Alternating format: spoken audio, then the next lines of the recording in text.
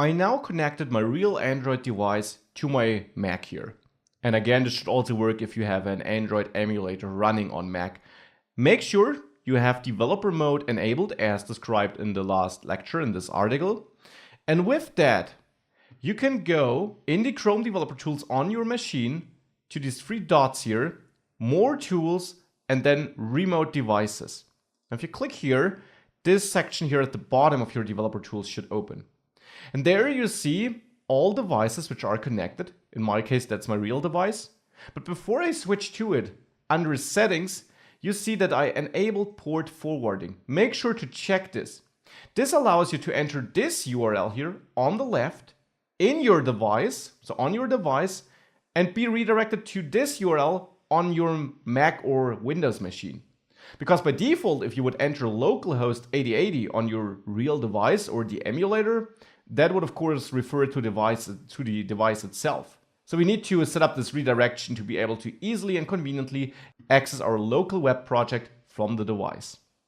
So with that, if I now click on the OnePlus, you see Chrome is connected to it. You see the Chrome version.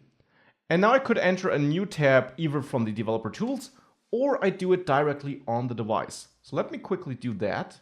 Here we go. You see I opened PWAgram on my device and now I can click inspect here. And again, this should also work if you're running an emulator. Now the screen you're seeing on the left here actually is the screen on my device. You can see it. My mouse is here and still I can open this side menu because I just tapped on it on my device. So it's connected. The cool thing is the log you see here now also is the console log from my real device. So the service worker was installed there too. Of course, this is a totally different user and browser therefore, and hence it is not related to the service worker installed in my Chrome browser on my Mac.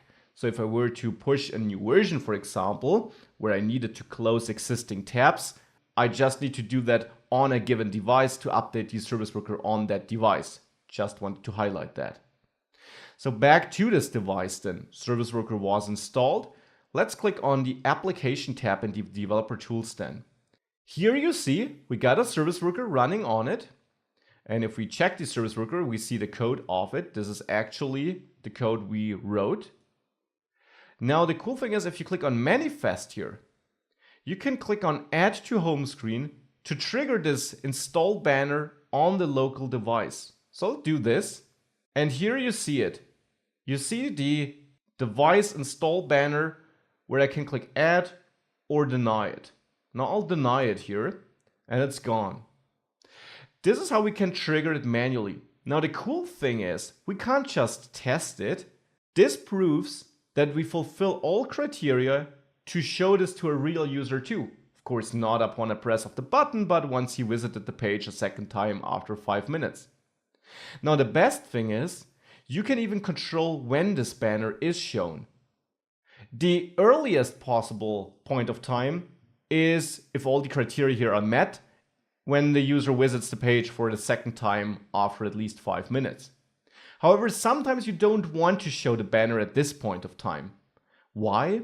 Let's have a look at this in the next lecture.